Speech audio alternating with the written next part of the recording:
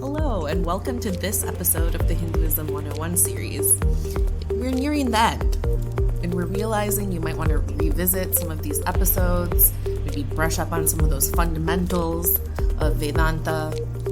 As always, like in our show notes, the description that you see and whatever podcast feed you're using, or if you're listening on the web, we always include a link to the previous episode of the series and always a link to the very first episode of the series.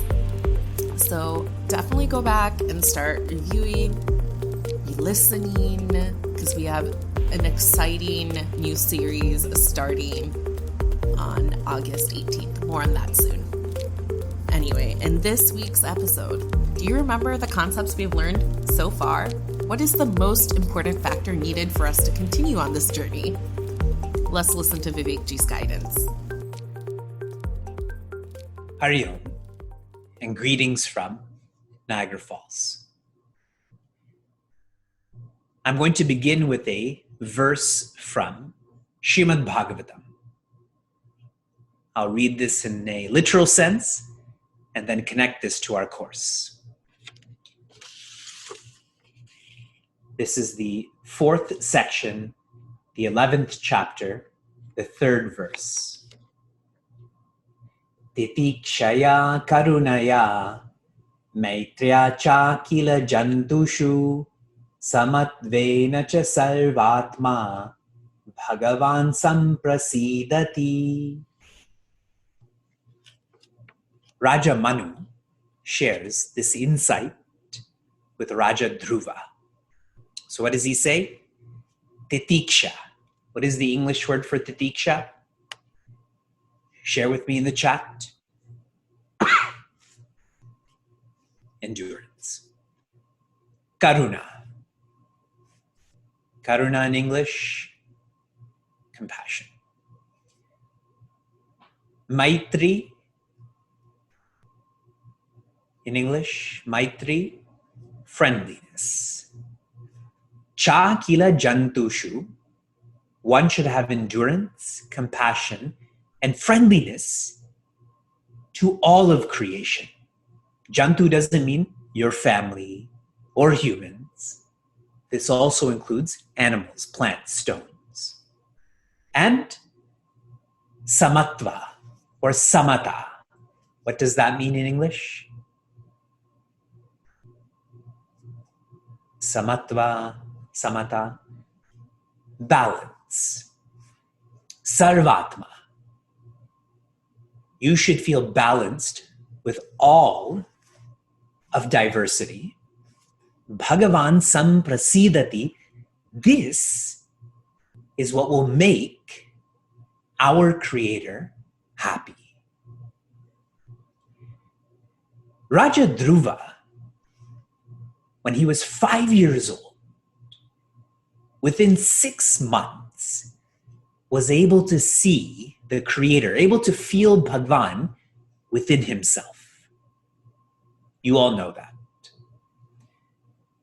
In this context, his brother and stepmother were killed and had died accidentally, and he was frustrated and angry. And so he started this mass campaign of destruction towards those who caused this death.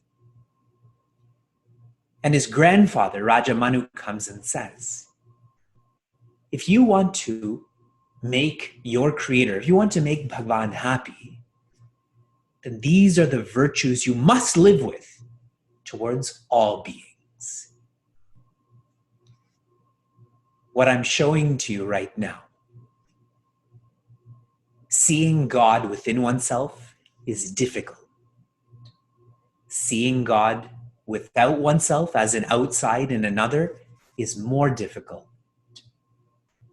Still, that is our trajectory. That is evolution.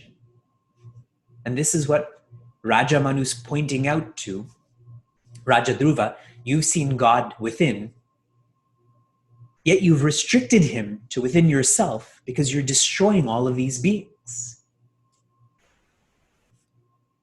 Our course is not to feel divinity in a restricted sense, because that is not real, but to feel that divinity in a restricted sense and a unrestricted sense.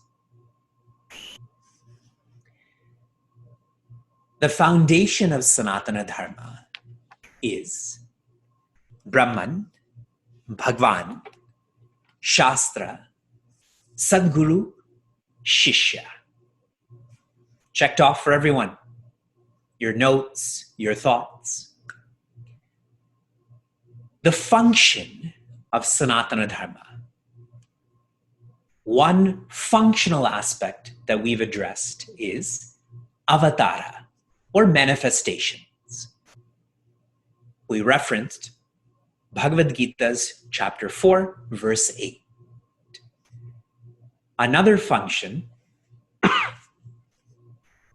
has been the paths, the vartmas, or the paths within Sanatana Dharma. I specifically said our religion is a monotheistic polytheism. And we referenced chapter 4, verse 11. The third function we explored, the colors. The word used is varna. You all remember last week I talked about prototype, personality, profession. In the best period of creation, there is only one varna. There was no attrition between those who are higher and those who are lower. The best period is when all are equal. And that's changed so much. There's inherent hierarchies, there's extrinsic hierarchies, but I wanted to give you that reference. In Satya Yuga, the best period, all, inside and outside, were equal.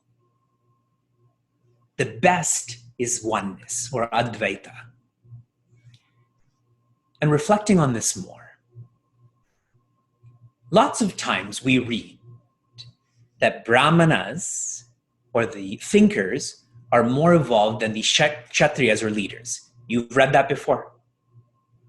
You've heard before that sannyasis are higher than vanaprasthas in stages of life. Yes, they're more advanced. I feel like we've mixed up functionality as being fundamental. What our Creator wants is availability. The more available you are, the more of a thinker you become. The more available you are, the less dependent you are. So, this idea of being a Brahmana or a sannyasi, that is functional. What is being described is one who is more available. Now, if you're a physician, does that make you unavailable for your Creator? Yes or no? If you're divorced, does that make you unavailable for your Creator? No. So when we think of Varna, when we think of ashrama, colors and stages, availability makes one more evolved. Availability shows one's evolution, and you can do that. It doesn't matter what your profession is. It doesn't matter what period of your life is. If you feel that your children are Bhagwan Krishna, are Bhagwan Balarama, you're more available than someone who's sitting by themselves in a scholarly way studying the scriptures, right? There are no restrictions in Sanatana Dharma, so stop thinking in a restricted way. And if you restricted way, You're not part of the solution, you're part of the problem. Reflect lots on how available are you to your creator. Availability. If you enjoyed what you heard or want to learn more, share this episode with a friend or find us online at facebook.com/cmniagara. For those on the journey of self-development, Chinmaya Mission Niagara provides a community forum for seekers to listen, reflect, and contemplate. This podcast is produced by the Young Adults of Chinmaya Mission, an international nonprofit working to transform individuals through the knowledge of Vedanta. Until next time, inspire, love, be.